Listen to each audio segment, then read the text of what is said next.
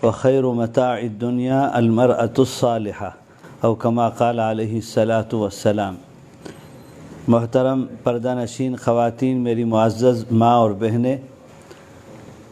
اللہ تعالیٰ کا بہت کرم ہوا، احسان ہوا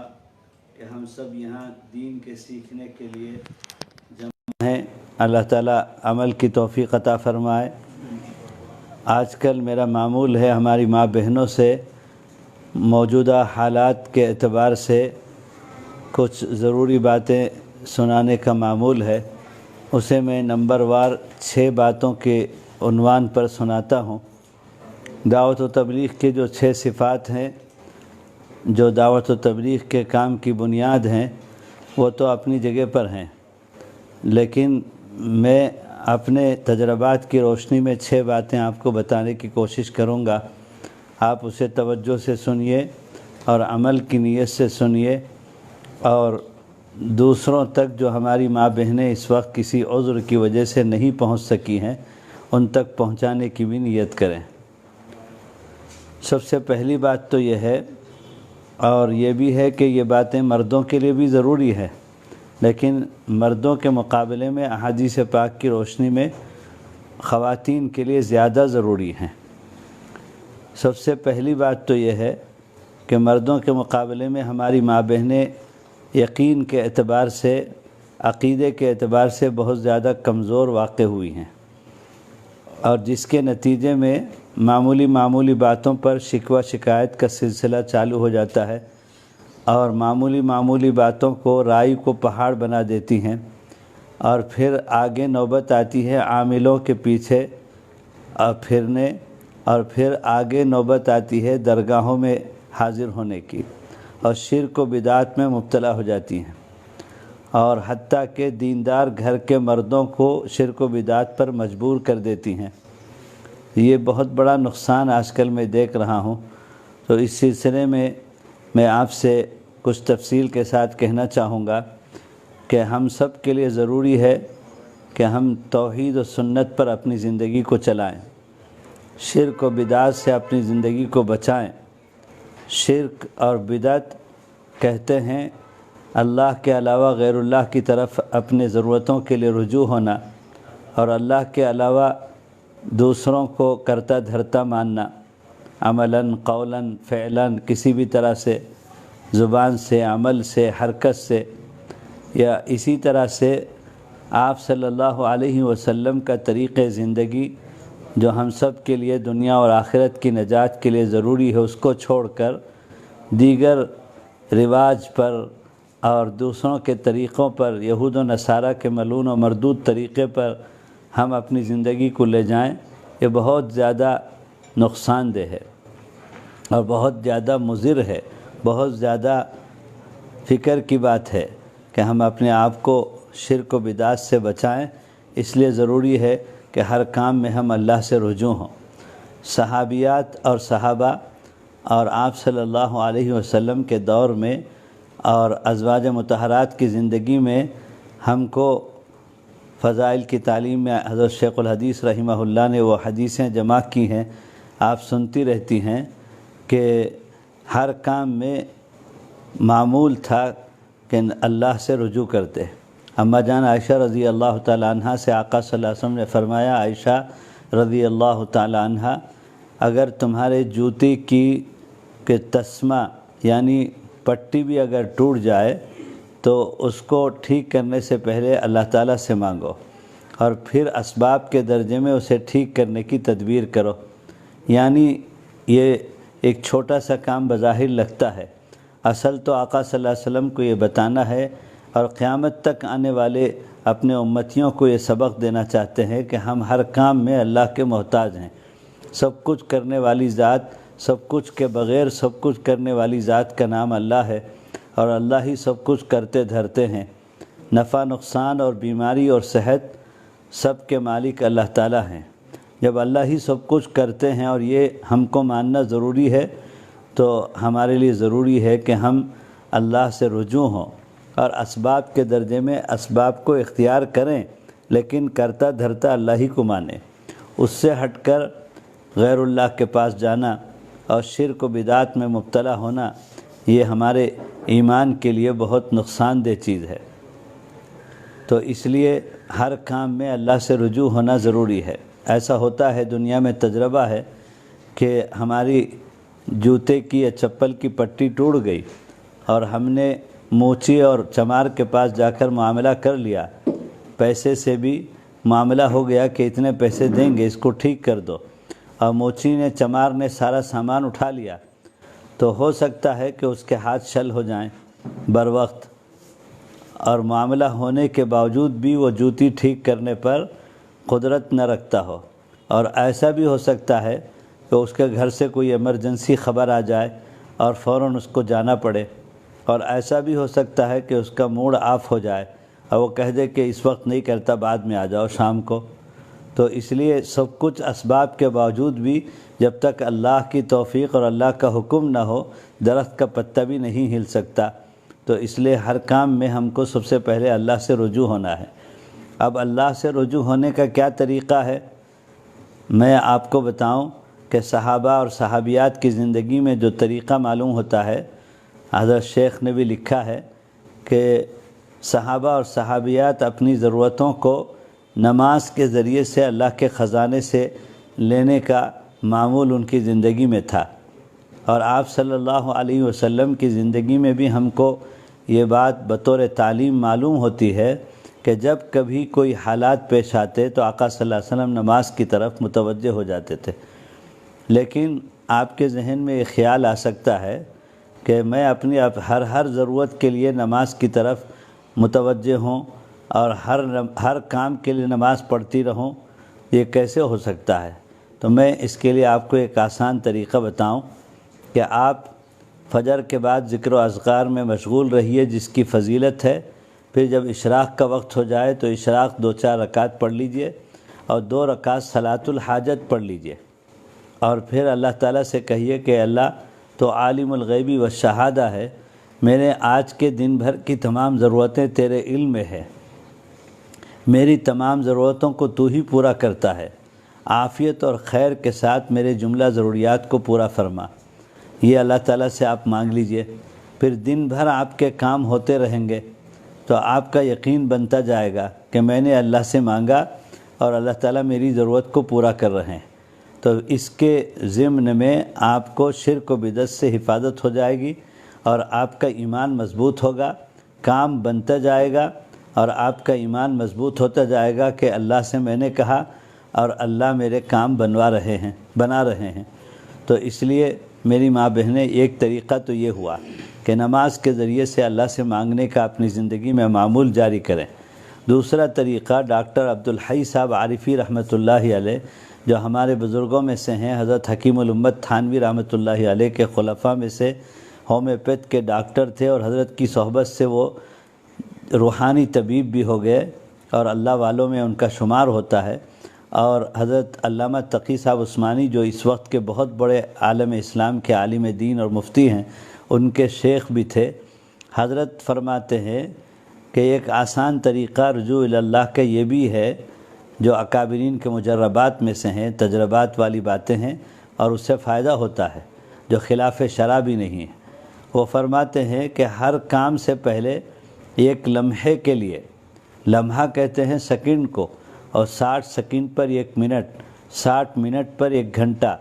24 گھنٹے پر 1 دن، اور 30 دن پر 1 مہینہ، 12 مہینے پر 1 سال۔ تو یہ 1 سیکنڈ جو آخری جز ہے، فرمایا کہ 1 سیکنڈ کے لیے، 1 لمحے کے لیے ہر کام سے پہلے دل میں اللہ کی طرف رجوع ہوں، اور زبان سے اظہار کی بھی ضرورت نہیں، تلفظ کی، دل میں اللہ سے کہیں کہ اللہ میں باورچی خانہ جا رہی ہوں، بہترین ناشتہ پکوا دیجئے۔ اے اللہ میرے بچے اسکول جا رہے ہیں، ان کو علم نافع عطا فرمائیے۔ اے اللہ میرا شوہر گھر سے فارغ ہو کر حلال کمائی کے لیے جا رہا ہے، حلال کمائی برکت والی عطا فرمائیے۔ تمام ضروریات سے پہلے ایک لمحے کے لیے اللہ کہیں تو اللہ تعالیٰ کام بناتے جائیں گے اور آپ کا یقین بنتا جائے گا، اور اس کے بدلے میں آپ کا یقین جب بنے گا تو شرک و بدعات سے حفاظت ہو جائے گی، اور آپ کی توحید اور آپ کی سنت اور آپ کا ایمان اور آپ کا یقین مضبوط سے مضبوط تر ہوتا جائے گا، اور سب سے بڑا فائدہ یہ ہوگا کہ شرک و بدعت سے آپ کی زندگی محفوظ ہو جائے گی۔ پھر عاملوں کے چکر میں، درگاہوں کے چکر میں، غیر اللہ کے چکر میں اور شکوے شکایت میں آپ نہیں پڑیں گے۔ یہ سب سے پہلی بات ہے کہ اپنے یقین کو درست کرنے کی فکر کریں اور اپنی زندگی کو شرک و بدعت سے محفوظ رکھیں۔ اور دوسری بات یہ ہے کہ اللہ کو ہم نے معبود مانا ہے، تو اللہ تعالیٰ نے اپنے بندوں پر اس کے معبود ماننے کے بعد عبدیت کے اظہار کے لیے، بندہ اور بندی ہونے کے اظہار کے لیے کچھ باتیں اللہ تعالیٰ نے ضروری قرار دی ہیں، جس کو فرائض کہتے ہیں، فرض کہتے ہیں۔ فرض کا معنی ضروری، کمپلسری، اور ان کو ہر حال میں بجا لانا ضروری ہے، اور انہی چیزوں سے یہ اظہار ہوتا ہے کہ ہم اللہ کی عبادت کے ذریعے سے اللہ کے معبود ہونے کا اظہار کرتے ہیں۔ ان میں سے نماز ہے، روزہ ہے، زکوٰۃ ہے، حج ہے، ان چیزوں کا اہتمام کریں۔ اور ہمارے حضرت قاری امیر حسن صاحب رحمۃ اللہ علیہ فرمایت کرتے تھے، ان میں سب سے زیادہ اہم نماز ہے، جو سفر میں، حضر میں، بیماری میں، صحت میں، خوشی میں، غم میں، اور گھر میں، باہر میں، ہر حال میں بالغ ہونے کے بعد سے موت تک ضروری ہے۔ اور اتنا نازک مسئلہ ہے کہ کھڑے ہو کر نہیں تو بیٹھ کر، بیٹھ کر نہیں تو لیٹ کر، اور لیٹ کر نہیں تو اشارے سے نماز پڑھنا ضروری ہے۔ فضائل نماز میں حضرت شیخ الحدیث رحمۃ اللہ علیہ نے نماز کے پڑھنے پر، جماعت کے ساتھ پڑھنے پر اور پھر پابندی کے ساتھ پڑھنے پر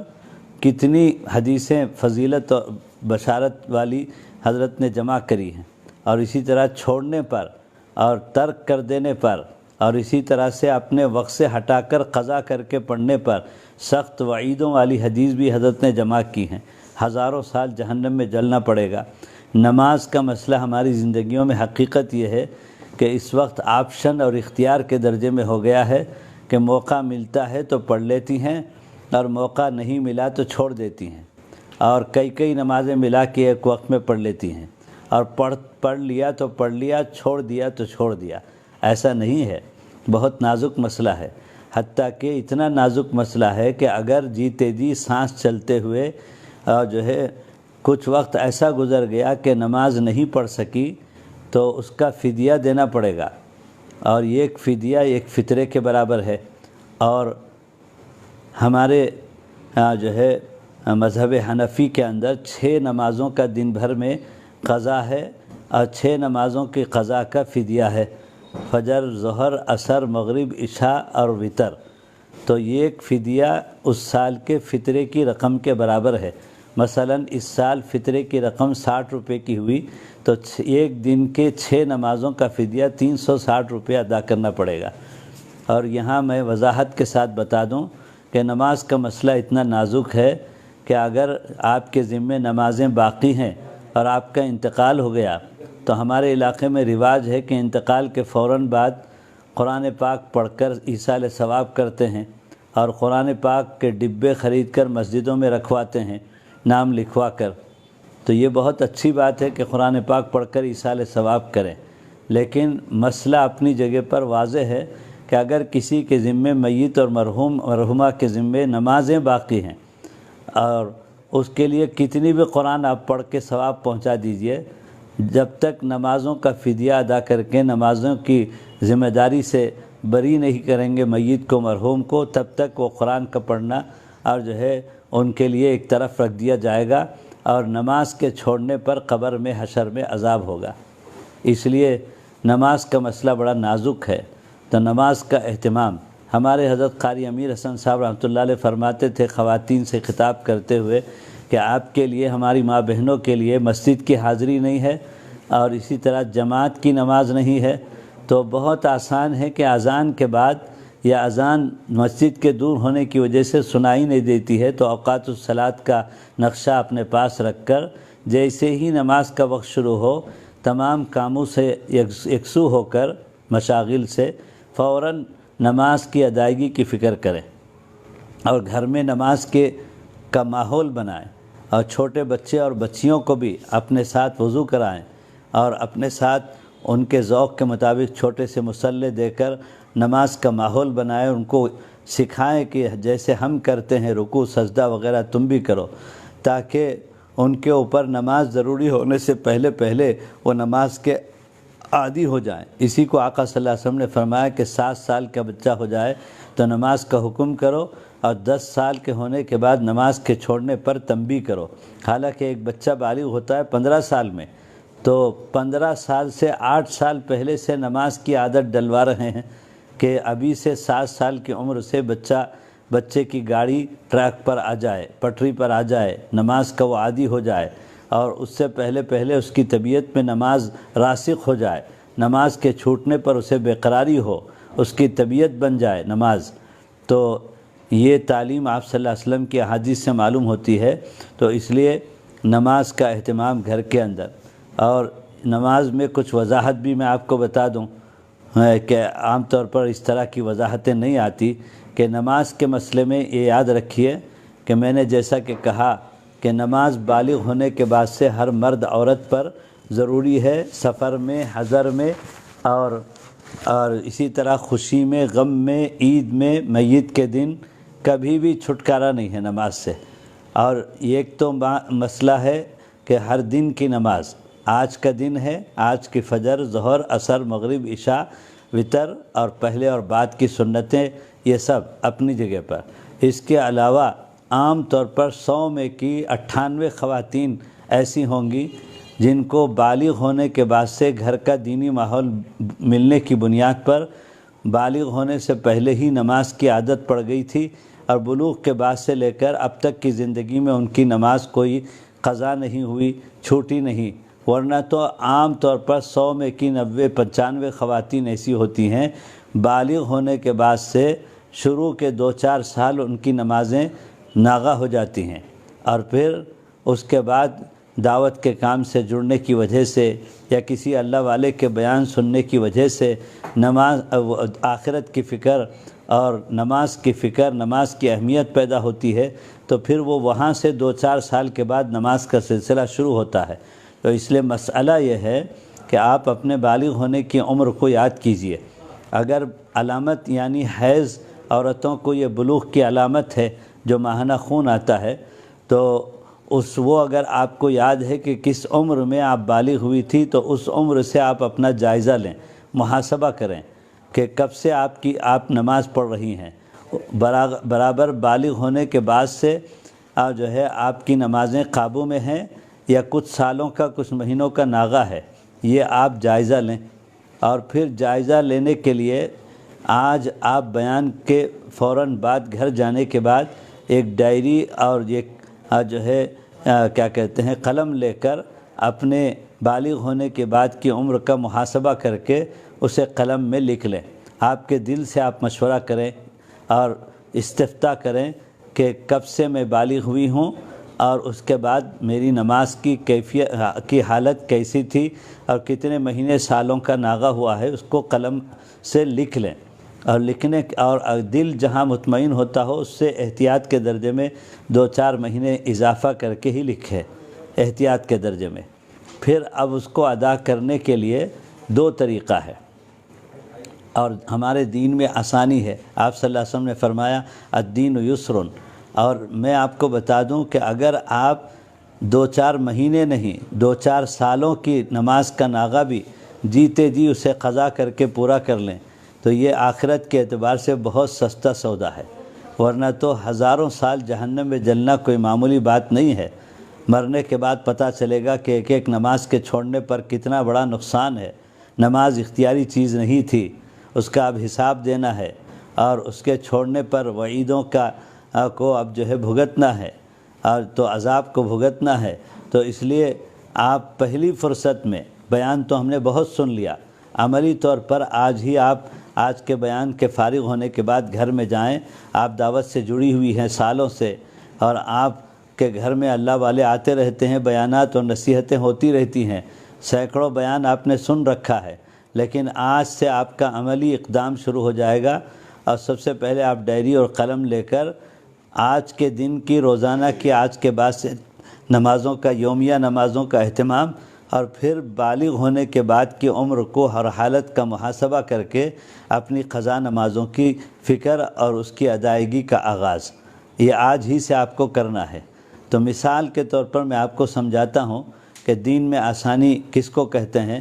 کہ آپ کو کہیں ذہنی طور پر یہ بوجھ نہ ہو جائے کہ 2-4 سالوں کی نماز میں کیسے ادا کروں گی، اور میری صحت ساتھ دے گی بھی یا نہیں، اور کتنی تکلیف ہوگی مجھ کو 2-4 سال کے 365 دن اور ایک دن کی 6 نمازیں، اور جو ہے ہزاروں نمازوں کو میں کیسے ادا کر پاؤں گی۔ یہ سب خیالات آپ کو شیطانی خیالات آئیں گے اور بجائے عمل ہونے کے عمل میں رکاوٹ ہو جائے گی۔ تو اس لیے میں آپ کو بتا دے رہا ہوں کہ ہمارا دین بہت آسان ہے۔ آپ صلی اللہ علیہ وسلم نے فرمایا دین یسر، دین بہت آسان ہے۔ ہم نے اس کو اپنے خیالات اور غلط مزاج کی وجہ سے، سوچ کی وجہ سے مشکل بنا لیا۔ دین میں آسانی ہے۔ تو آپ اگر 1 سال کی نماز کا ناغہ آپ کا ہے تو سب سے پہلی بات تو یہ ہے کہ اللہ کی طرف سے آپ پر یہ مہربانی ہے کہ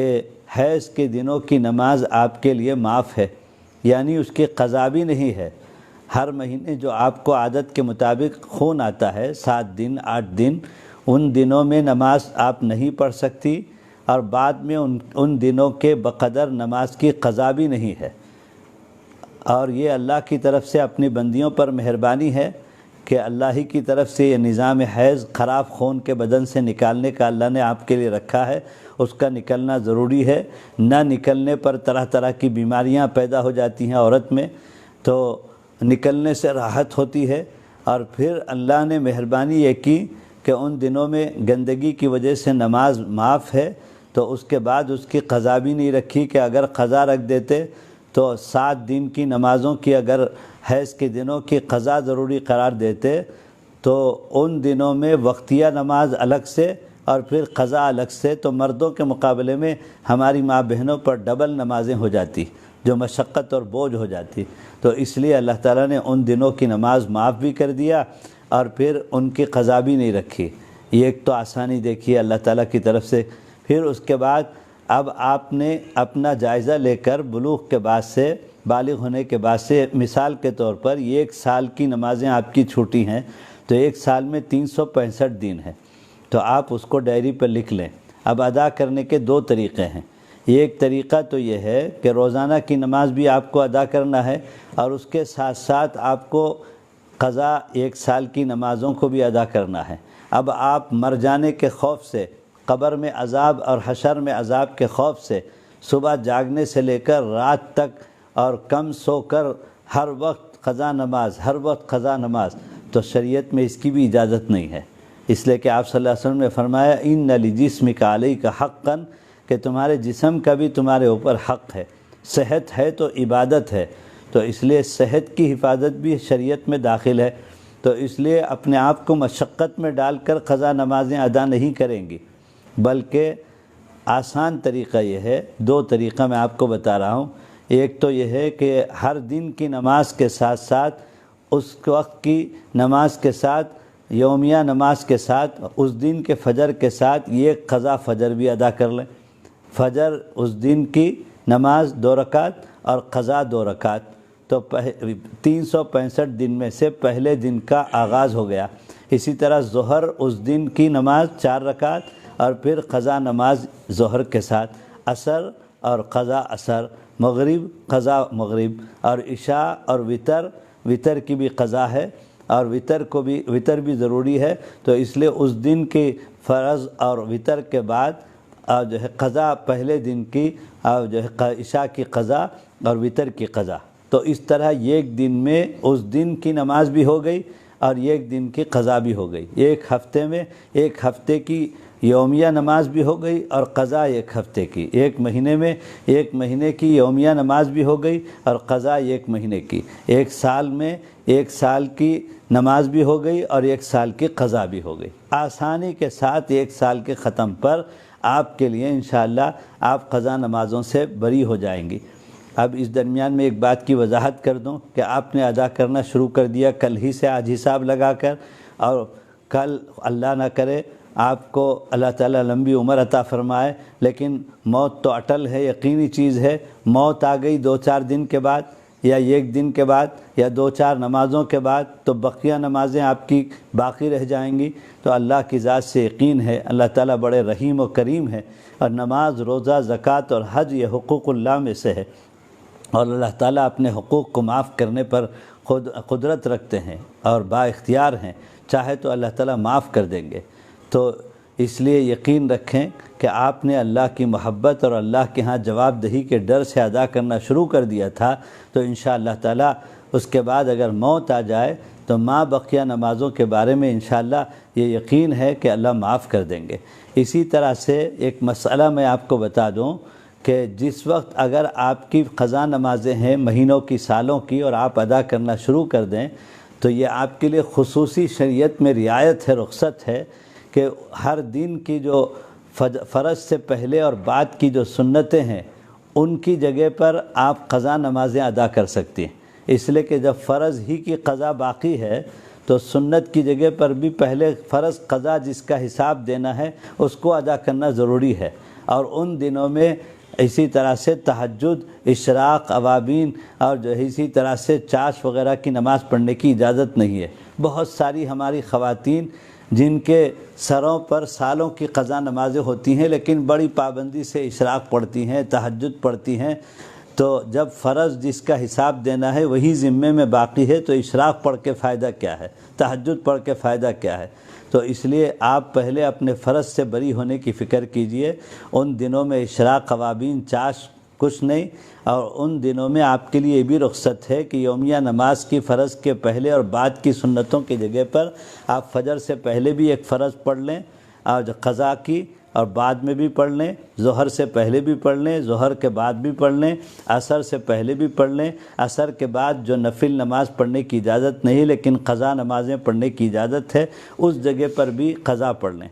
اسی طرح مغرب کے بعد بھی قضا پڑھ لیں، اور اسی طرح عشاء سے پہلے اور عشاء کے بعد بھی اور جو ہے ایک ایک 2 دن کی پڑھ لیں گی تو آپ عافیت کے ساتھ آسانی سے انشاءاللہ فارغ ہو جائیں گے، یہ بھی آپ کے لیے رخصت ہے۔ اسی طرح سے ایک مسئلے کی وضاحت یہ بھی ہے کہ قضا نمازیں ادا کرتے وقت میں وہ جو مسئلہ ہے کہ 4 رکعت والی نمازیں ظہر، عصر اور عشاء میں حالت سفر میں 4 کی بجائے 2 پڑھیں گی، وہ قضا نمازوں میں 4 کو 2 کرنے کی یادداشت نہیں رہتی کہ کب سفر کیا تھا 10 سال پہلے اور کب حالت سفر میں تھی، مسافت سفر میں کب گئی تھی، یہ سب یاد نہیں رہتی ہیں، تو قضا ادا کرتے وقت میں کامل نماز پوری ادا کر لیں گی، اور جو ہے فجر 2 رکعت، ظہر 4 رکعت، عصر 4 رکعت، مغرب 3 رکعت، عشاء 4 رکعت، اور اسی طرح سے وتر 3 رکعت۔ یہ ساری تفصیلات ہیں نماز کے بارے میں۔ اگر اس طرح سے مولانا ابراہیم صاحب دیولہ دامت برکاتہم جو ہمارے دعوت کے بزرگوں میں سے ہیں، آج سے 20 سال پہلے انہوں نے بمبئی میں تلوجہ ایک علاقہ ہے وہاں خواتین میں خطاب فرمایا، اسی طرح نماز کی فضیلت، اہمیت اور چھوڑنے پر وعیدیں اور قضا نماز کے مسائل سب بتائے۔ تو 5 سال کے بعد ایک ہماری بہن نے، اس زمانے میں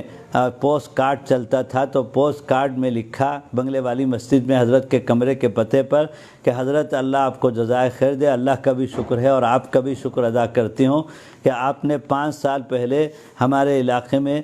جو ہے نماز کے فضائل پر، اہمیت پر، چھوڑنے پر، وعیدوں پر آپ نے توجہ دلائی تھی۔ تو اس لیے میں نے اسی دن سے اپنے نمازوں کا جائزہ لیا، اور 5 سال کی نمازیں میری چھوٹی ہوئی تھی بلوغ کے بعد سے، اس کو میں نے آپ کے بتائے ہوئے طریقے کے مطابق ایک دن کے ساتھ ایک دن کی قضا بھی ادا کری، اور آج 5 سال پورے ہوئے اور میرے 5 سال کی عمر قضا پوری ہو گئی بحمد اللہ تعالی۔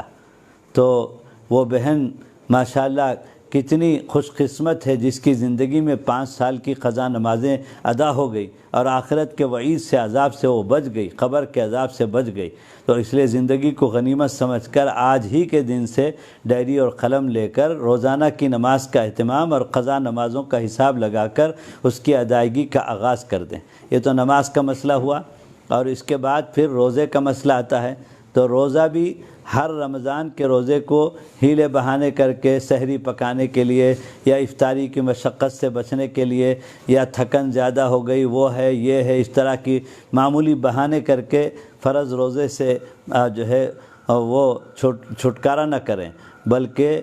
آپ کے لیے ضروری ہے کہ آپ رمضان کے روزے اہتمام سے رکھیں اور اسی طرح جس طرح نماز حیض کے دنوں میں اجازت نہیں ہے، اسی طرح روزے کی بھی اجازت نہیں ہے۔ لیکن روزے میں اور نماز میں تھوڑا سا فرق ہے کہ نماز حیض کے دنوں کی معاف ہے، ان کی قضا بھی نہیں ہے، اور روزہ حیض کے دنوں میں اجازت تو نہیں ہے، لیکن روزہ صرف سال میں 1 مہینے کا ضروری ہے، تو بقیہ 11 مہینے کھانے پینے کے ہیں، تو بقیہ 11 مہینے میں رمضان شریف کے ایام حیض کے روزے جو آپ کو اجازت نہیں تھے، اس کی قضا 11 مہینوں میں کرنا ضروری ہے۔ اور یہاں بھی یہ رخصت ہے کہ لگاتار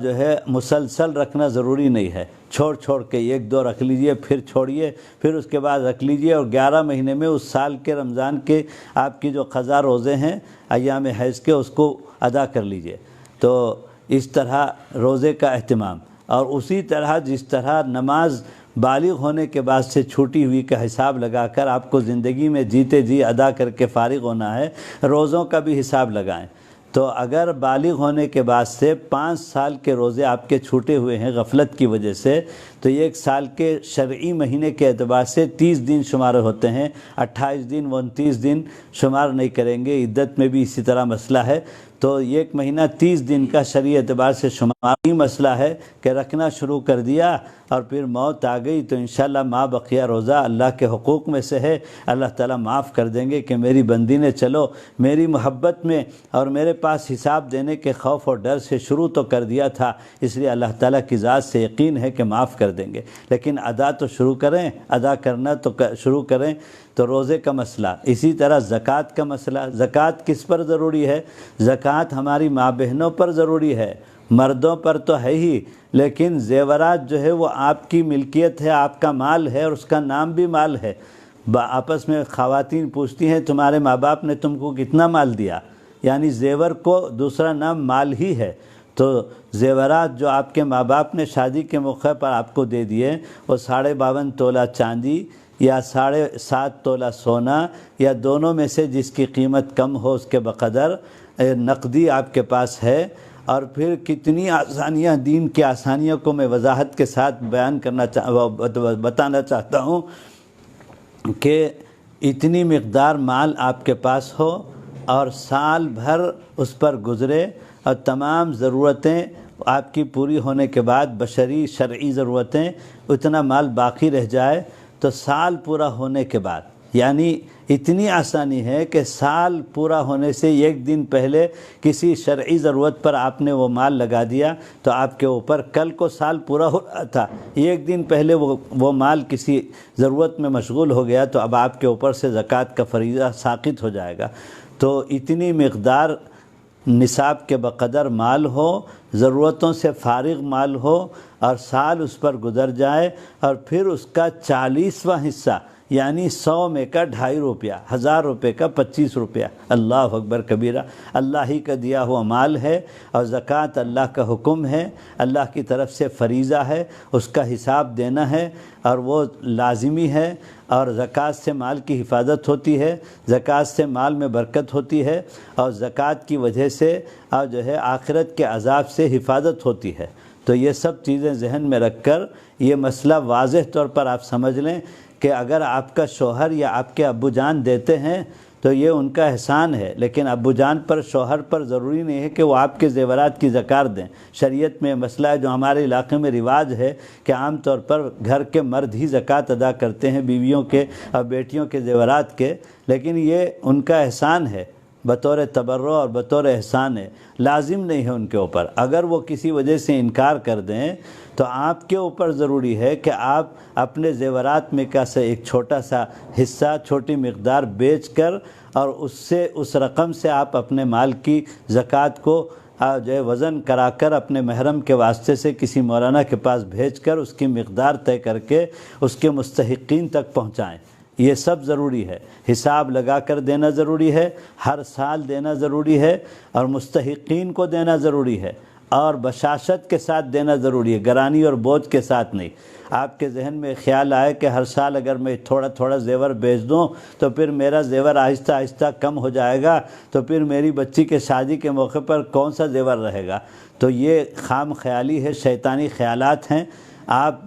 یہ دماغ میں بٹھا لیجئے کہ زکوٰۃ سے مال میں برکت ہوتی ہے۔ میں مثال دوں کہ جس وقت آپ کے پاس زیورات تھے اس وقت 1 گرام سونے کی قیمت 2-2.5 ہزار روپے کی تھی،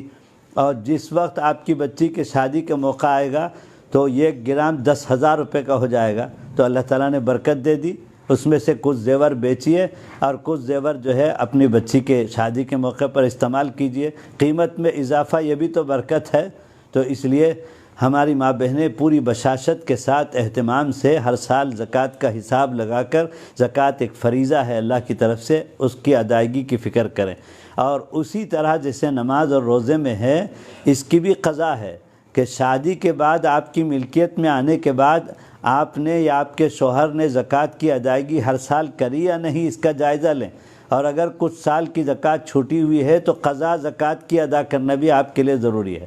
وہ بھی آپ کے ذمے میں برابر باقی رہے گی، اور جو ہے قبر اور جو ہے حشر میں اس کا عذاب ہوگا، اس لیے دنیا میں اس سے آپ کو بری ہونے کی فکر ضروری ہے۔ اسی طرح سے آگے چلیے حج کا مسئلہ۔ حج کس پر فرض ہے؟ من استطاع الیہ سبیلا، جس کے لیے آنے جانے تک کے خرچ کا انتظام ہو، اور پھر وہاں رہتے ہوئے کسی سے سوال اور بھیک کی کوئی ضرورت پیش نہ آئے، اور اگر مرد ہے تو اس کے ذمے جس کا نفقہ ہے وہاں رہنے تک اس کے نفقے کی انتظام ہو جائے، اور اگر عورت ہے جیسے آپ ہماری ماں بہنیں ہیں تو شریعت میں مرد کے مقابلے میں ایک اور شرط کا اضافہ ہے کہ مالی استطاعت ہونے کے باوجود آپ کے ساتھ محرم کا ہونا بھی ضروری ہے۔ اگرچہ سال گزشتہ سعودی حکومت نے اپنی طرف سے قانوناً محرم کی شرط کو ہٹا دیا، لیکن قیامت تک جو شریعت آ گئی وہ کامل و مکمل شریعت ہے۔ اب اس میں کسی کو کوئی ادنیٰ درجے کی حبہ برابر تبدیلی کی، کمی بیشی کرنے کی کوئی اجازت اور اختیار نہیں ہے۔ حکومت سعودیہ تو بات کی بات ہے، کسی کو اجازت نہیں ہے شریعت میں تبدیل کرنے کا۔ تو اس لیے جو ہے معلوم ہوا کہ گزشتہ سال حج میں 12,000 خواتین ہمارے ملک میں سے اس شرط کا فائدہ اٹھا کر بغیر محرم کے حج میں گئی ہیں، تو ان کا حج خطرے میں ہے، اور وہ حج کر کے بھی گنہگار ہوئی بغیر محرم کے۔ تو اس لیے ہماری ماں بہنیں یہ بات ذہن میں رکھیں کہ آپ کے لیے مرد کے مقابلے میں دوسری شرط محرم، یعنی محرم جس کے ساتھ آپ کا نکاح جائز نہیں ہے، باپ ہے، شوہر ہے، اور اسی جو ہے شوہر کے بیٹا ہے اور بھائی ہے، اور اسی طرح سے ماموں ہے، نانا ہے، دادا ہیں، ان میں سے کوئی ایک اگر آپ کے ساتھ جا سکیں، یہ انتظام ہے تو آپ کے اوپر حج فرض ہے۔ ورنہ مالی استطاعت کے باوجود اگر محرم نہیں ہے تو آپ کے اوپر حج کی فرضیت نہیں ہے۔ تو حج میں اگر تاخیر ہو گئی، یعنی کچھ سال پہلے ہی آپ کے پاس مالی استطاعت آ چکی تھی، غفلت کی وجہ سے آپ جو ہے دینداری نہ ہونے کی وجہ سے حج میں تاخیر ہو گئی، اس کی تلافی کی شکل یہ ہے صدقہ کریں اور استغفار کریں، اللہ تعالیٰ سے توبہ کریں کہ اللہ حج کی فرضیت کے باوجود غفلت کی وجہ سے تاخیر ہو گئی، میری غلطی کو معاف فرمائیے۔ تو یہ 4 چیزیں، نماز، روزہ، زکوٰۃ اور حج، یہ میرے 6 نمبرات میں سے 2 نمبر ہیں۔ اور تیسرا نمبر ہے زبان کی حفاظت۔ مردوں کے لیے بھی ضروری ہے لیکن عورتوں کے لیے اور زیادہ ضروری ہے۔ احادیث پاک میں صاف صراحت کے ساتھ موجود ہے، آقا صلی اللہ علیہ وسلم نے صحابیات کو نصیحت کرتے ہوئے فرمایا کہ مردوں کے مقابلے میں عورتیں جہنم میں زیادہ جائیں گی۔ تو ایک صحابیہ نے پوچھا کہ یا رسول اللہ، رونے لگی اور فرمایا وجہ تو بتائیے کہ کیوں زیادہ جہنم میں جائیں گی مرد کے مقابلے میں عورتیں؟ تو آپ صلی اللہ علیہ وسلم نے فرمایا ہماری ماں بہنیں اور جو ہے ہماری جو ہے خواتین اور زبان کا غلط استعمال زیادہ کرتی ہیں مردوں کے مقابلے میں، ہر وقت چر کرتی رہتی ہیں،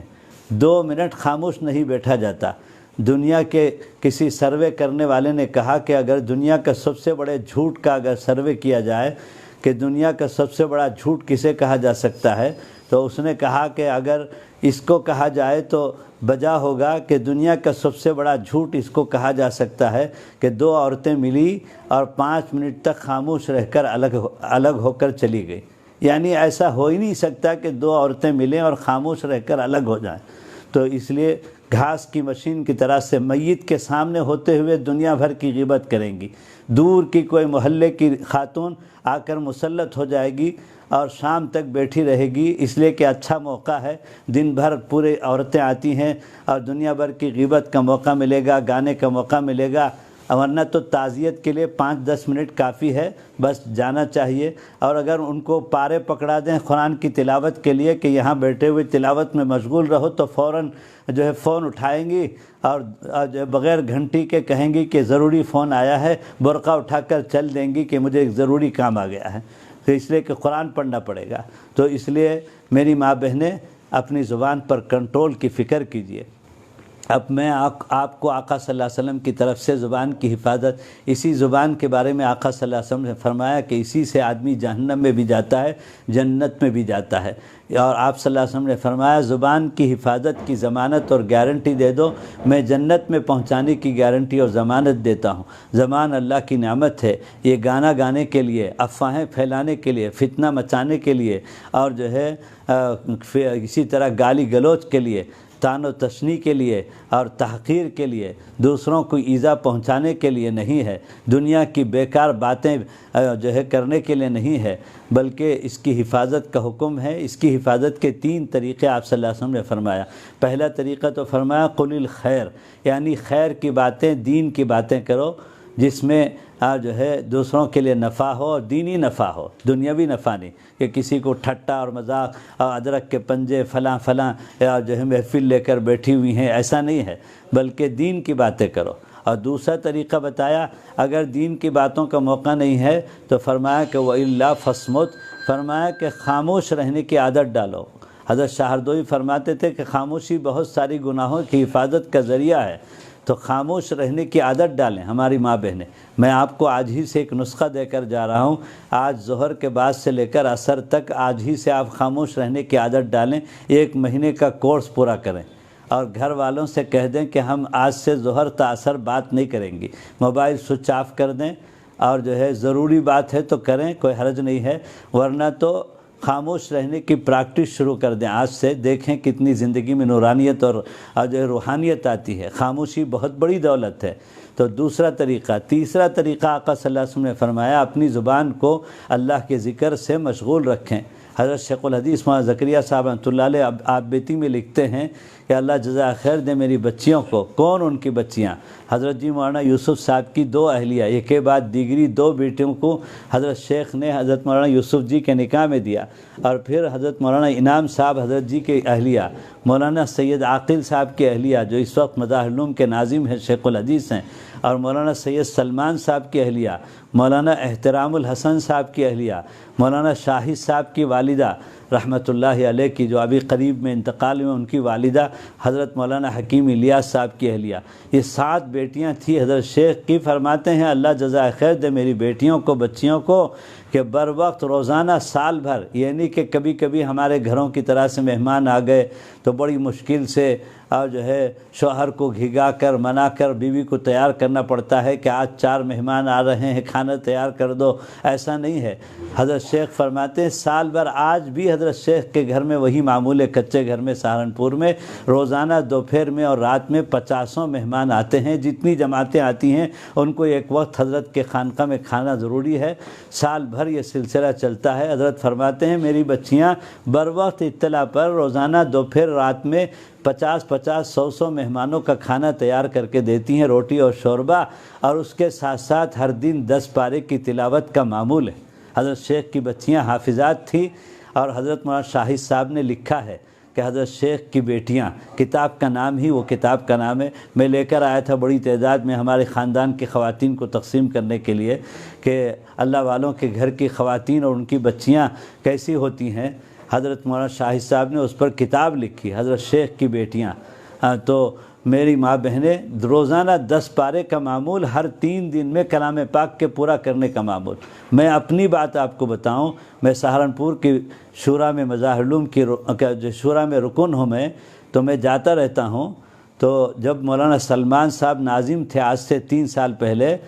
تو میں اس وقت شورا میں گیا تھا، تو میں نے مولانا سلمان صاحب سے بالراست پوچھا حضرت آپ کی اہلیہ حضرت شیخ کی آخری بیٹی ہیں، آپ کے نکاح میں ہیں، حضرت شیخ کی وفات ہو کر 40 سال ہو گئے، سن 1982 میں حضرت شیخ کا انتقال ہوا،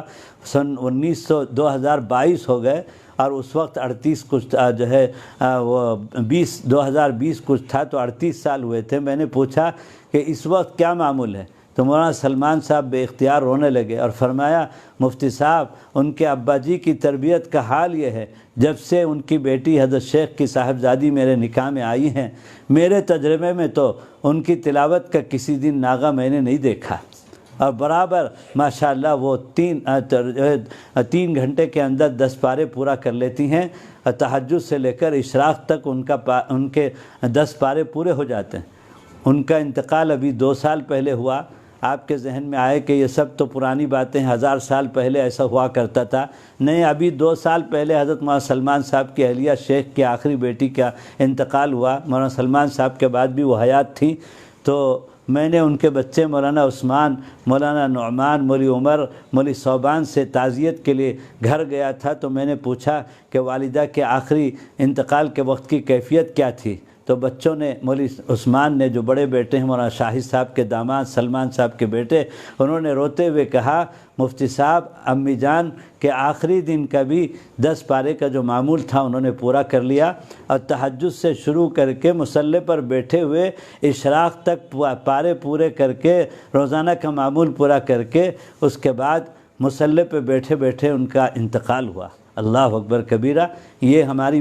جو ہے اس وقت اس زمانے کی خواتین اکابرین کے گھروں کی ان کا یہ حال ہے۔ اس لیے ہماری ماں بہنیں، ہم 10 پارے تو بات کی بات ہے، 10 آیتیں تو پڑھ لیں، روزانہ قرآن تو اٹھائیں، اور سبحان اللہ، الحمدللہ، لا الہ الا اللہ، لا حول ولا قوت الا باللہ، اللہ اکبر، درود شریف، استغفار، اور ان کلمات سے برتن دھوتے ہوئے، کپڑے دھوتے ہوئے، اور جو ہے بچوں کو دودھ پلاتے ہوئے، اور جو ہے اٹھتے بیٹھتے چلتے پھرتے اپنی زبان کو جب اللہ کے ذکر سے مشغول کریں گی تو انشاءاللہ لایانیات سے، بیکار باتوں سے حفاظت ہو جائے گی۔ تو یہ 3 طریقے زبان کی حفاظت، یہ تیسرا نمبر ہے۔ چوتھا نمبر ہے شرعی پردہ۔ خالی پردہ نہیں ہے، پردے کے بارے میں تو آپ سنتی رہتی ہیں، لیکن آج ایک لفظ یاد رکھیے، شرعی پردہ۔ شرعی پردہ کیا ہے؟ یہ جو دبئی کا برقع ہے، ہو سکتا ہے ہماری ماں بہنیں جو مجھے سن رہی ہیں وہ بھی اس وقت پہنی ہوئی ہوں، ان میں سے بھی بعض خواتین دبئی کا برقع، اور اسی طرح حیدرآباد گلبرگہ والے بہت سعودیہ میں، امریکہ میں رہتے ہیں، اور جو ہے یہ نوز پیس والا، اور جو ہے اسی طرح سے یہ فیس پیس والا، یہ پیس والا برقع پہنیں گی تو اللہ وہاں پیس کے رکھ دیں گے، یاد رکھیے۔ تو اس لیے یہ سب جو ہے یہ دبئی والا، کویت والا برقع سب پھاڑ کے جو ہے گون بنا دیں، فراق بنا دیں اپنی بچیوں کا۔ آپ کا شرعی برقع، 3 باتیں اس کی وضاحت سن لیں۔ شرعی پردے کا مطلب یہ ہے کہ گردن سے لے کر آپ کے ٹخنوں تک، ایڑی تک گول لباس ایک ہونا چاہیے، جس میں کوئی چھاتی یا ڈھوپر، کمر کے پاس میں کسی طرح کا فٹنس سلائی نہ ہو، اور سامنے سے ایک سلائی گولائی کو جوڑنے کے لیے بٹن یا زپ کے ذریعے سے ہو۔ ایک برقعے کا ایک حصہ یہ ہے۔ دوسرا حصہ اوپر سے نقاب والا برقع، جس میں آنکھوں کے پاس صرف جالی ہو ضرورت پر دیکھنے کے لیے، بقیہ جو ہے جھالر اور کنکر اور مچھلی کے پروں کی طرح سے لمبی چوڑی آستینیں اور مٹک کر چلنا،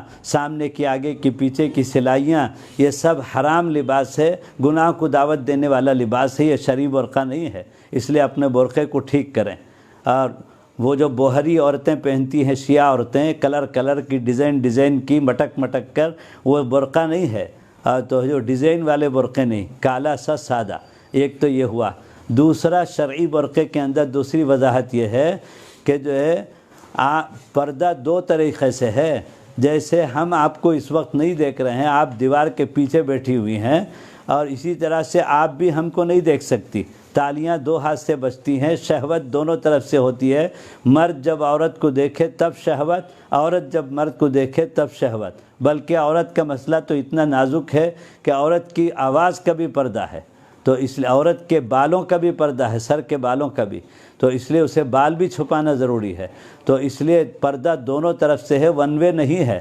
بہت سے مواقع ہمارے معاشرے میں ایسے ہیں جہاں بے پردگی ہوتی ہے، اور جو ہے برابر سے ہم تو آپ کو نہیں دیکھ پاتے۔ میت کا گھر ہے، میت کو دیکھنے کے لیے ہم جاتے ہیں، ہم تو آپ کو نہیں دیکھتے، لیکن اندر سے آپ دیکھتی رہتی ہیں، اچھا یہ شہناز کا شوہر ہے، یہ فردوس کا بھائی ہے، اور یہی ہے جو اس طرح ستاتا رہتا ہے، شہناز بہت بولتی رہتی ہے، اور فلاں ہے، سب تبصرہ برابر چلتا رہتا ہے۔ تو آپ کو ہم کو دیکھنے کی اجازت نہیں ہے بلا وجہ، تو آج کل دریچے جو گھر میں سامنے لگائے جاتے ہیں وہ کسی ایمرجنسی کے لیے پہلے لوگوں نے بنانے میں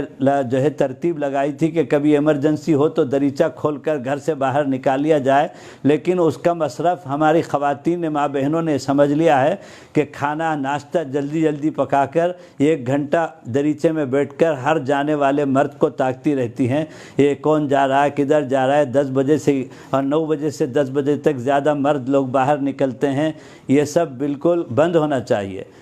پردہ دونوں طرف سے ہے۔ اسی طرح تیسری بات یہ ہے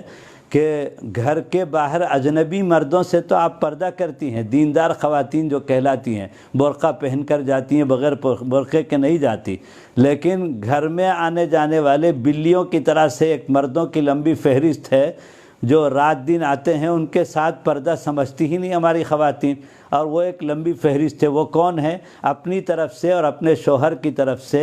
خالہ زاد، پھوپھی زاد، چچا زاد، ماموں زاد، تایا زاد، بھائی، اور اسی طرح سے چھوٹی اور بڑی بہن کے شوہر جن کو بھائی جان اور جیجا جی کہتے ہیں، بہنوئی کہتے ہیں، اور اسی طرح سے شوہر کے چھوٹا بھائی دیور، شوہر کا بڑا بھائی جیٹھ۔ اللہ کے نبی نے فرمایا کہ یہ سب تو موت کے برابر ہیں، خطرناک ہیں، اور آج کل دارالقضاء میں، محکمہ شریعہ میں اس طرح کے قضیے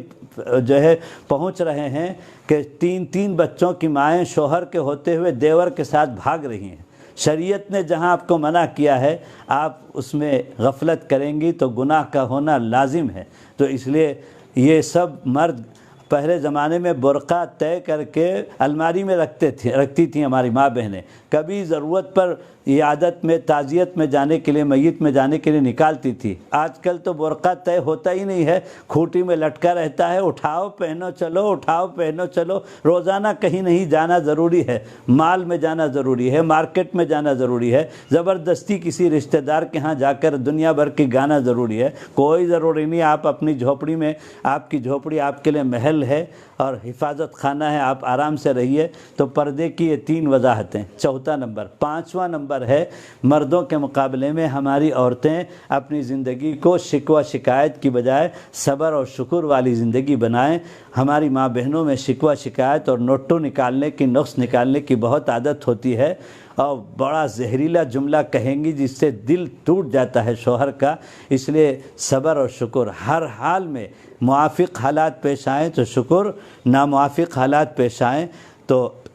جو ہے صبر اور شکر 2 نعمتیں ہیں جس سے صبر کے ذریعے سے صبر کرنے والی اور شکر کے ذریعے سے شکر کرنے والی جنت میں جائیں گی۔ یہ دونوں نعمتیں مومن کی زندگی انہی 2 نعمتوں میں گھومتی ہیں، تو صبر اور شکر والی زندگی بنائیں۔ تو 5ویں چیز یہ ہو گئی، اور 6ٹی چیز ہے کہ اپنی زندگی میں اولاد جن کو اللہ نے نعمت دی ہے، یہ امانت ہے، ان کی تربیت کی فکر کریں۔ آج کل اولاد کی تربیت کے بارے میں بڑی غفلت ہو رہی ہے، افراط و تفرید کا شکار ہیں، یا تو بہت زیادہ لاڑ کر کے موبائل کو کھلونا بنا دیا ہے۔ وہ ہمارے بچپنے کے جو کھلونے تھے، انجن کے ڈبے اور ٹکڑوں کو جوڑ کر مکان بنانے کا، اور جو ہے باورچی خانے کے چھوٹے چھوٹے برتنوں کا، وہ سب کھلونا بازار سے غائب ہو گیا ہے۔ اب تو کھلونا موبائل ہے، پیڈ ہے، اور چھوٹا بچہ چھوٹی بچی کو پیڈ اور موبائل دے کر کھلونا، میں تو حد ہو گئی۔ ابھی عمرے میں جانا ہوا تھا تو میں نے مسعی میں، جہاں صفا مروہ جس کو کہتے ہیں، دیکھا کہ مائیں اپنی بچی کو کیسے ہمت ہوتی ہے کہ اتنا لمبا صفا سے مروہ، مروہ سے صفا جا کر آنے تک اس کا بچہ وہاں بیٹھا ہوا ملے گا بھی یا نہیں، کہیں اٹھ کر اتنے بھیڑ میں گم ہو جائے گا تو کیا کریں گی۔ لیکن اس سے بالا تر مائیں اپنے بچوں کو موبائل دے کر دیوار کے کنارے بٹھا دیتی ہیں، اور بچے کھیلنے میں مست رہتے ہیں، اور یہ جو ہے صحیح میں دوڑ لگا رہی ہیں۔ اگر بچہ کہیں اٹھ کر چلا جائے تو کیا ہوگا؟ یعنی اسے اپنے سے چھڑا کر موبائل میں مشغول کر کے وہاں مقدس جگہ میں بھی، اور جو ہے وہ بچے گیم کھیل رہے ہیں۔ جتنے گیم ہیں موبائل کے اندر وہ سب یہودیوں کے بنائے ہوئے ہیں، جو آج مسجد اقصیٰ کو گرانے پر تلے ہوئے ہیں۔ دینی غیرت کا تقاضا ہے، کوئی گیم ایسا نہیں جو اسرائیلیوں کا نہ بنایا ہوا ہو، ہر گیم اسرائیلیوں کا ہے۔ اس لیے آپ اللہ کے واسطے موبائل کو کھلونا بنا کر اپنے بچوں کو دے کر برباد مت کریے۔ جس بچے کو موبائل کی لت لگ جائے گی، ہرگز پھر چھڑانا مشکل ہے۔ تو اس لیے آپ اپنے جو پرانے کار کے، موٹر کے، ٹرک کے، گھروں کے، باورچی خانے کے سامان کے کھلونے عمدہ سے عمدہ لا کر دیجئے، عمر کے اعتبار سے کار بنے ہوئے ملتے ہیں لا کر دیجئے، اور ان کو گھر کے اندر باہر جو ہے اپنی نگرانی میں کھلائیے، دوسرے جائز کھلونے لا کر دیجئے۔ اور اسی طرح سے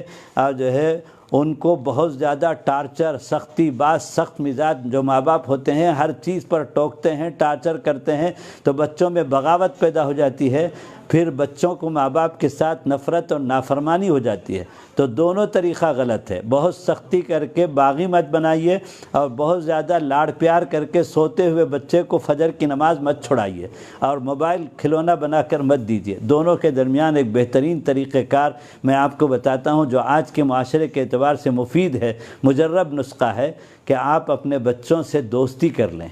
ماں باپ اپنے بچوں سے دوستی کر لیں۔ جیسے دو دوست ایک دوسرے کے خیرخواہ ہوتے ہیں، اچھائی چاہتے ہیں اور برائی برداشت نہیں کرتے، ایک دوست دوسرے دوست کی برائی کو، ایک سہیلی دوسرے سہیلی کی برائی کو برداشت نہیں کرتی، تو اسی طرح سے آپ دوستی کر لیں اور پیار و محبت کی، تہذیب کی زبان استعمال کرتے ہوئے اور جو ہے ان کی تربیت کریں، غلطی کو بار بار حسن تدبیر، حسن عنوان کے ساتھ محبت سے ٹوکیں یہاں تک کہ وہ غلطی چھوٹ جائے، اور اچھے کاموں پر انعام دیں اور حرص دلائیں، اور جو ہے ان کو تعریف کریں، اور دوسروں کے سامنے اپنے بچے کے نقص اور برائی کو ہرگز نہ بیان کریں۔ اس سے بچے کے اندر ایک قسم کی مایوسی پیدا ہوتی ہے اور نفرت کا جذبہ پیدا ہوتا ہے۔ اسی طرح سے بچوں کو کتے بلی کے تصویر کے کپڑے نہ پہنائیں۔ آج کل مارکیٹ میں بورن بیبی جسے کہتے ہیں، نرس اور دایا لا کر دیتی ہے زچگی کے بعد، تو پہلے سے اس میں بھی کتے بلی کے، ایک بزرگ نے فرمایا کہ کتے بلی کے تصویر کے کپڑوں کو معمولی مت سمجھو، یہ کتے بلی کی فطرت بچوں میں اندر منتقل ہوتی ہے، تبھی یہ بچے وقت پر آپ کے باغی بنتے ہیں، نافرمان بنتے ہیں۔ اسی طرح سے ان بچوں کو گالی گلوچ مت دیجیے، اور اسی طرح سے ان بچوں کو صحابیات اور اولیات اور صحابہ اور اولیاء کے واقعات سنائیے، ان کو دعائیں یاد کرائیے، ان کی عمر ہونے پر ان کو کلمہ یاد کرائیے، اور ان کو مکتب بھیجیے، ان کے جو ہے بنیادی تعلیم کی فکر کیجیے۔ یہ سب بچوں کی تربیت پر آقا صلی اللہ علیہ وسلم کا لایا ہوا دین ہر انسان کے ہر عمر کے لیے رہبری کرتا ہے۔ ایک بزرگ نے 1 سال کے بچے سے لے کر بالغ ہونے تک، اور پھر بالغ 15 سال میں ہوتا ہے، وہاں سے لے کر شادی ہونے تک 25 سال تک، پھر 10 سال، پھر 10 سال سے لے کر 40 سال تک، 40 سال ایک عمر کا اہم حصہ ہوتا ہے۔ ایک ایک سال کے اعتبار سے تربیت کے رہنما اصول بیان کیے ہیں۔ ماشاءاللہ بزرگوں کی اس سلسلے میں کتابیں ملتی ہیں، اس کو حاصل کریں اور پڑھیں، اور اپنے بچوں کو بہترین دینی تربیت کریں۔ یہ بچے امانت ہیں۔ حضرت قاری امیر حسن صاحب فرماتے تھے، اگر اس امانت کا حق ہم نے ادا نہیں کیا اور دینی تربیت نہیں کری تو یہ بچے دنیا میں بھی اور آخرت میں بھی ہمارے لیے وبال جان بن جائیں گے۔ تو اس لیے یہ بچے چھٹی نصیحت ہے، میں پھر سے ایک مرتبہ دہرا رہا ہوں۔ پہلی نصیحت جو میری تھی، اپنے یقین کو درست کیجئے، اللہ سے ہر کام میں رجوع کیجئے، اپنی زندگی کو شرک و بدعات سے، خرافات سے پاکیزہ بنائیے۔ اور پھر دوسری نصیحت تھی نماز، روزہ، زکوٰۃ اور حج کا اہتمام، اور اس بالغ ہونے کے بعد سے اپنی زندگی کا جائزہ اور محاسبہ کر کے دنیا میں جیتے جی موت سے پہلے اس کی قضا سے بری ہونے کی ترتیب آج ہی سے۔ اور تیسری چیز زبان کی حفاظت، اور اس کے 3 طریقے نبوی دربار سے میں نے آپ کو بتائے، اور چوتھی چیز شرعی پردہ، اور 3 وضاحتیں میں نے آپ کو بتائی، اور 5ویں چیز صبر اور شکر والی زندگی، اور 6ٹھی چیز اپنی اولاد کی تربیت، نہ بہت زیادہ سختی اور شدت، نہ بہت زیادہ لاڑ کر کے غلط چیزوں کی عادت، بلکہ درمیانی طور پر بچوں سے دوستانہ فضا میں ہر عمر کے اعتبار سے ان کو دینی دنیاوی اعتبار سے تربیت کریں۔ یہ بچے آپ کے لیے قرۃ اعین لی، قرآن میں کہا گیا ہے، آنکھوں کا ٹھنڈک بنیں گے۔ اللہ ہم سب کو ان باتوں پر عمل کی توفیق عطا فرمائے۔ اس کے لیے 3 کام آپ کو کرنا ہے، یہ 6 باتیں آپ کی زندگی میں جاری ہو جائیں۔ میں اپنی بات کو پوری کر رہا ہوں۔ ایک تو اپنے آپ کو دینی تعلیم سے جوڑیے، آپ خود بھی دینی تعلیم حاصل کیجیے۔ یہ دینی تعلیم صرف اپنے چھوٹے بچوں کو مکتب میں بھیجنے کے لیے نہیں ہے، آپ جس عمر میں ہیں، نانی ہے، دادی ہے، ساس ہے، ماں ہے، بہن ہے، بیٹی ہے، جس عمر میں جس حالت میں ہیں، آپ کے لیے بھی دینی تعلیم ضروری ہے۔ اور دوسری چیز ہے، اس کو 3 تا سے یاد رکھیے، یہ یاد رکھنے کے لیے میں اس طرح مخفف کہتا ہوں، 3 تا، الف با تا، تعلیم کی تا، دینی تعلیم، دنیاوی تعلیم، دونوں کا اہتمام، اور پھر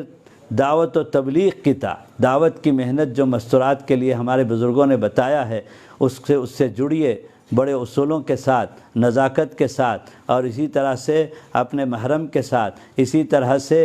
جو ہے مردوں کے اللہ کے راستے میں جانے کے لیے معاون بنیے، رکاوٹ نہ بنیے، اور جو ہے یہ اور گھروں میں تعلیم کا سلسلہ شروع کیجیے۔ آج ہی سے جن گھروں میں تعلیم نہیں ہے، تعلیمی سلسلہ شروع کریں، اور اہل حق علماء کی طرف سے جہاں کہیں قرآن پاک کی معتبر تفسیر کا سلسلہ جاری ہے، اہتمام سے قرآن سے جڑنے کی، قرآن کو سمجھنے کی فکر کریں، معتبر علماء کی زیر نگرانی۔ یہ بات یاد رکھیے، ہر جگہ نہیں کہ کہیں بھی تفسیر ہو رہی ہے آپ چلے جائیں، اور جہاں سے بجائے جو ہے ہم کو فائدے کے نقصان ہو جائے، عقیدے میں بگاڑ، صحابہ کی عظمت میں خلل آ جائے، فلاں ہو جائے، ایسا نہیں۔ معتبر علماء کے زیر نگرانی، ماشاءاللہ میرے علم میں ہے شہر میں کئی جگہ اس کا اہتمام ہے اور ہونا بھی چاہیے۔ ہمارے علماء یہاں موجود ہیں، ہمارے شہر میں ہم لوگوں نے بھی شروع کیا ہے خواتین کے لیے تفسیر کا درس قرآن، تو اس میں اہتمام سے شرکت کریں۔ دعوت و تبلیغ کی تا۔ نمبر 3، اہل اللہ کی صحبت۔ اہل اللہ کی صحبت کا مطلب کسی اللہ والے سے پردے کے ساتھ، پیر سے بھی پردہ ضروری ہے۔ صحابیات کا پردہ حضور سے تھا، تو پیر سے بے پردگی کا سوال ہی نہیں اٹھتا، وہ سب دھوکہ ہے۔ بعض غلط پیر ہیں، وہ زبانی سنانے کی بھی اجازت نہیں ہے، بلکہ تحریر کا سہارا لے کر یا محرم کو کہہ کر ان کے ذریعے سے کہلوا کر اطلاع اور اتباع، اپنے احوال کی اطلاع اپنے شیخ کو اور اللہ والوں کو، اور ان کی طرف سے دی گئی ہدایات پر عمل کا اہتمام کرتے رہیں گی، تو یہ صحبت اہل اللہ کی تا، تعلیم کی تا، تبلیغ کی تا، اور صحبت اہل اللہ کی تا۔ یہ 3 چیزیں انشاءاللہ آپ اس سے جڑیں گی تو یہ 6 باتیں جو میں نے آپ کو نصیحتیں سنائی زندگی میں آسانی کے ساتھ آئیں گی۔ اللہ توفیق عطا فرمائے۔ دعا کر لیں۔ یا رب صلی وسلم دائما ابدا ابدا علی حبیبک خیر الخلق کلہم یا ارحم الراحمین یا ارحم الراحمین یا ارحم الراحمین یا ذا الجلال والاکرام یا ذا الجلال والاکرام یا ذا الجلال والاکرام۔ اے اللہ رحم کا، کرم کا معاملہ فرما۔ اے اللہ جو باتیں کہی گئی، سنی گئی، اس پر عمل کی توفیق عطا فرما۔ اے اللہ ہم سب کو اپنے اور اپنے حبیب صلی اللہ علیہ وسلم کی محبت اور اے اللہ اطاعت اور اتباع والی زندگی نصیب فرما۔ اے اللہ اب تک کی زندگی جو گزر گئی، اے اللہ ہم اپنی غلطیوں سے توبہ کرتے ہیں، اے اللہ ہماری توبہ کو قبول فرما، ہماری پچھلی غلطیوں کو معاف فرما۔ اے اللہ پاکیزہ زندگی مقدر فرما، گناہوں سے بچنا آسان فرما، اے اللہ نیکیوں پر چلنا آسان فرما۔ اے اللہ نفس و شیطان کے مکر و فریب سے ہماری حفاظت فرما۔ اے اللہ دین کے معاملے میں اے اللہ غلط تعویلات سے، اے اللہ اسباب محرومی سے ہماری حفاظت فرما۔ اے اللہ تو ہمیں نفس و شیطان کے حوالے نہ فرما۔ اے اللہ اتباع سنت والی زندگی نصیب فرما۔ اے اللہ ہم سب کی دین و دنیا دونوں اچھی بنا دے۔ اے اللہ ہم کو صبر اور شکر والی زندگی نصیب فرما۔ ہماری زبان کی، ہمارے کانوں کی، اے اللہ ہمارے آنکھوں کی حفاظت کا فیصلہ فرما۔ اے اللہ ہمارے گھروں کو جنت کا نمونہ بنا دے، جہنم کدہ بننے سے حفاظت فرما۔ یہود و نصارہ جو ملعون و مردود ہیں، اے اللہ ان کے ملعون و مردود طریقوں سے ہماری زندگیوں کی حفاظت فرما۔ اے اللہ ہماری نسلوں کی حفاظت فرما، ہمارے جوان بچے اور بچیوں کی حفاظت فرما۔ اے اللہ جملہ مقاصد حسنہ میں کامیابی عطا فرما، اپنے وقت پر اکمل ایمان پر حسن خاتمہ کی دولت نصیب فرما۔ وصلی اللہ تعالی علی خیر خلقہ سیدنا محمد وآلہ وصحبہ اجمعین والحمد للہ رب العالمین۔ سبحان اللہ وبحمدہ، سبحانک اللہم وبحمدک، نشہد ان لا الہ الا انت، نستغفرک ونتوب الیک۔